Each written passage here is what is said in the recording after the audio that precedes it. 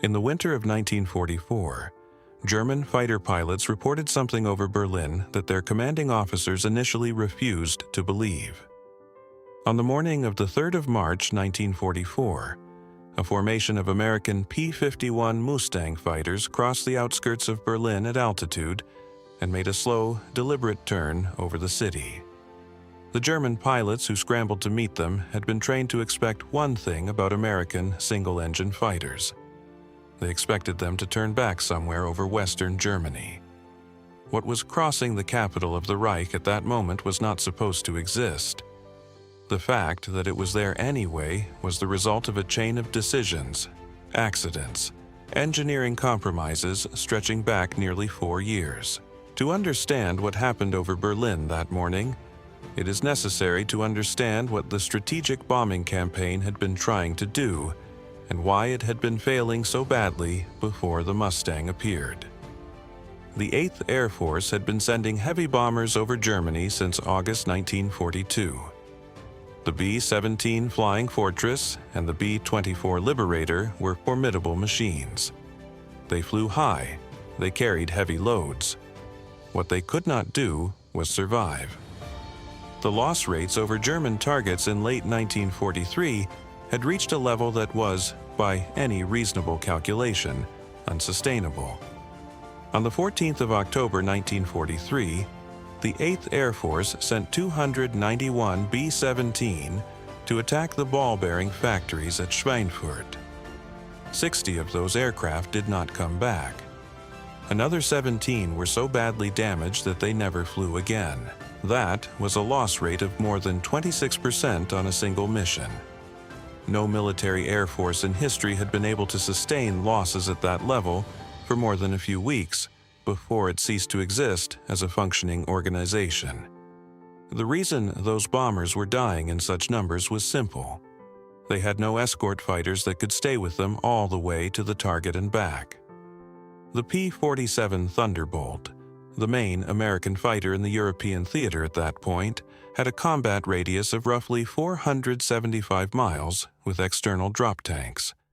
But Schweinfurt was 420 miles inside Germany from the English coast. The ball-bearing plants at Regensburg and Ploesti and the aircraft factories at Wiener Neustadt were further still. Beyond the range of the escort fighters, the bomber crews flew alone.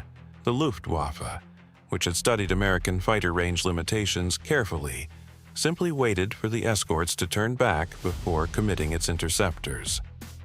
The slaughter that followed was systematic and predictable, and there seemed to be no engineering solution available.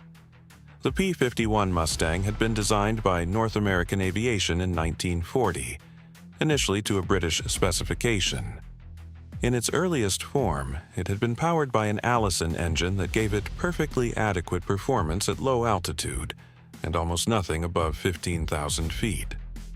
It was a good ground attack aircraft and a capable tactical fighter. What transformed it into the aircraft that appeared over Berlin was a single decision made in 1942 by a Royal Air Force test pilot named Ronald Harker, who flew a Mustang and immediately noticed how clean and aerodynamically refined the airframe was. He wrote a report suggesting that the Allison engine be replaced by the Rolls-Royce Merlin. The Merlin was the engine that powered the Spitfire and the Lancaster bomber. It produced superb performance at high altitude. That was exactly where long-range escort missions over Germany needed to be flown. By the end of 1942, the results were extraordinary. The Merlin-powered Mustang was faster than any German fighter at high altitude. It had a longer range than any fighter in any air force in the world. It was maneuverable enough to engage the Focke-Wulf 190 and the Messerschmitt 109 on equal or better terms. But range was still the central problem, and solving it required more than a better engine. The Mustang with internal fuel tanks and a Merlin engine had a combat radius of about 400 miles. That was an improvement over the P-47, but not enough to reach Berlin. The solution that made Berlin possible was not an engineering breakthrough in the traditional sense. It was the perfection of an existing technology that had never been pushed to its practical limit.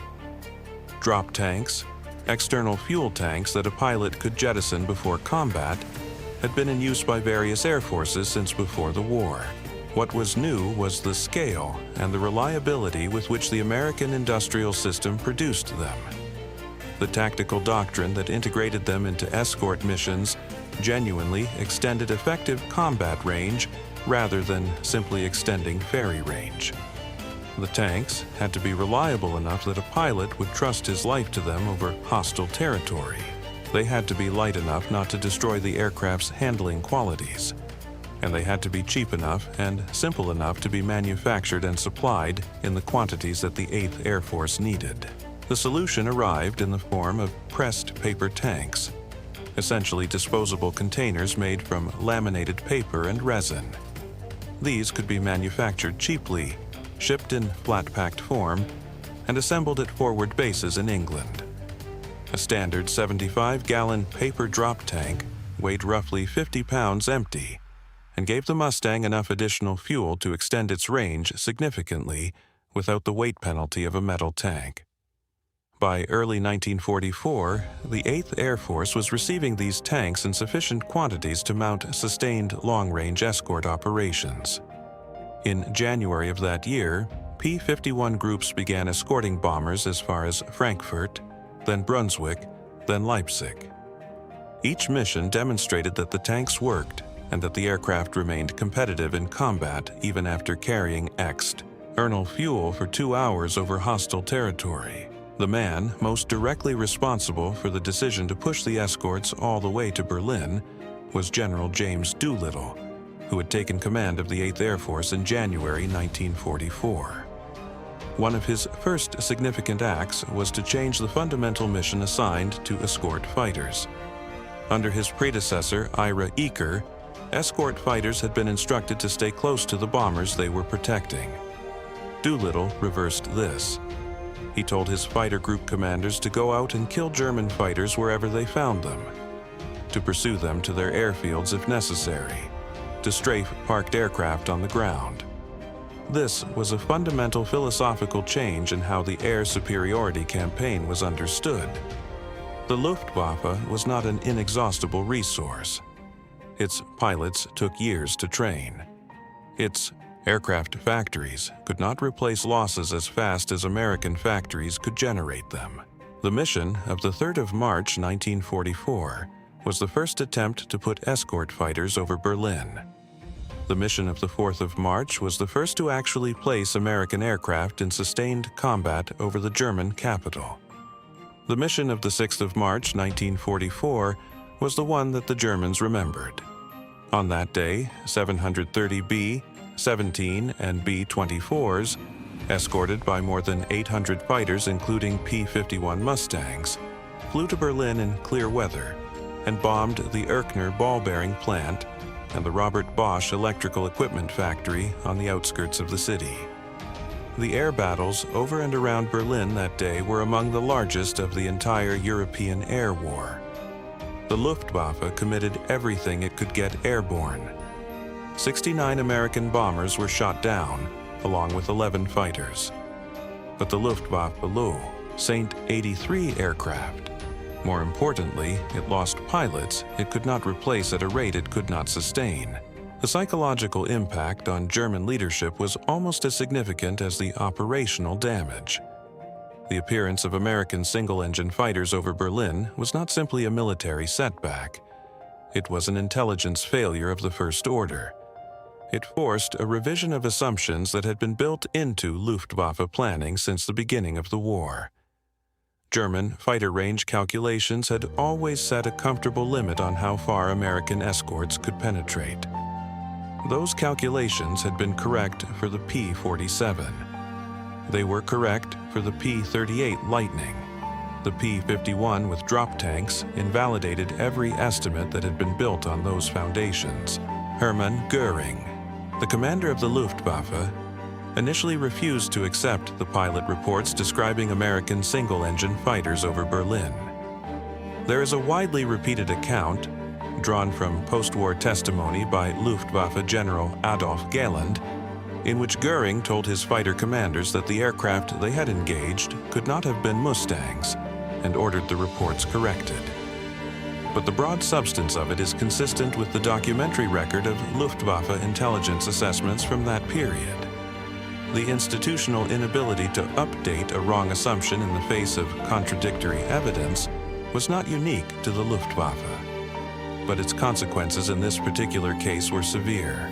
The production story behind the drop tank itself is one of the less examined dimensions of what happened in the spring of 1944.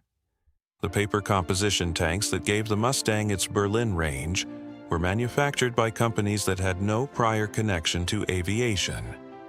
By the spring of 1944, the supply chain was delivering tanks in quantities that would have seemed implausible 18 months earlier.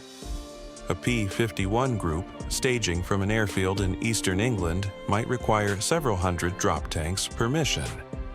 Sustaining that supply across an entire air force conducting multiple missions per week was a logistics achievement that received almost none of the public attention given to the aircraft themselves. But without it, the Mustang's range advantage would have remained theoretical. The pilots who flew those Berlin missions in the spring of 1944 were operating under physical and psychological conditions that are difficult to convey accurately. A mission to Berlin from eastern England lasted 7 to 8 hours. The Mustang cockpit was unheated at altitude. Temperatures at 25,000 feet over Germany in March could reach 40 degrees below 0 Celsius. Oxygen was required continuously above 10,000 feet.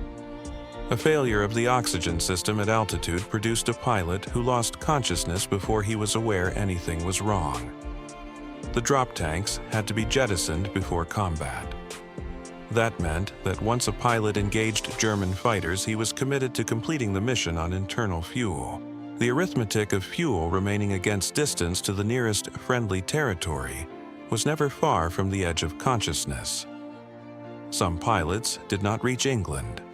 The effects of the sustained escort campaign on German fighter strength became measurable in April and May of 1944. The Luftwaffe had approximately 1,600 single-engine fighters available for operations on the Western Front at the beginning of 1944. By the time Allied troops came ashore on the 6th of June, that figure had declined substantially. More critically, the experience level of surviving German pilots had fallen in ways that raw numbers did not capture. The veterans who had been flying since 1940 and 1941 were dead or grounded with wounds in disproportionate numbers, replaced by pilots who had completed abbreviated training programs and gone into combat against P-51 pilots who had been flying and fighting for months. The air superiority that the Allied armies enjoyed over the Normandy beaches on D-Day was not an accident of geography or luck. It was the accumulated result of the escort campaign that had begun in earnest when the Mustangs first flew to Berlin in March. The German commanders who survived the war were consistent on this point in a way that is unusual for men accounting for their own failures. Galland, in his memoir published in 1953, identified the long-range escort fighter as the single most important factor in the Luftwaffe's defeat over the Reich. Albert Speer, who had been receiving production figures all through this period and who understood what the attrition numbers meant in industrial terms, reached the same conclusion from a different direction. The aircraft factories could replace the machines. The training pipeline could not replace the pilots fast enough to match the rate at which the Mustang escorts and their aggressive new orders were removing them from the equation. By the summer of 1944, American fighter groups were conducting hunting missions over Germany on days when the weather precluded heavy bomber operations. Mustangs and Thunderbolts swept ahead of planned bomber routes, attacked Luftwaffe airfields, shot up aircraft on the ground. The Luftwaffe began holding its fighters back, conserving them for situations where the operational need was severe enough to justify the losses. This accelerated the decline because pilots who are not flying are not accumulating the combat experience that keeps experienced pilots alive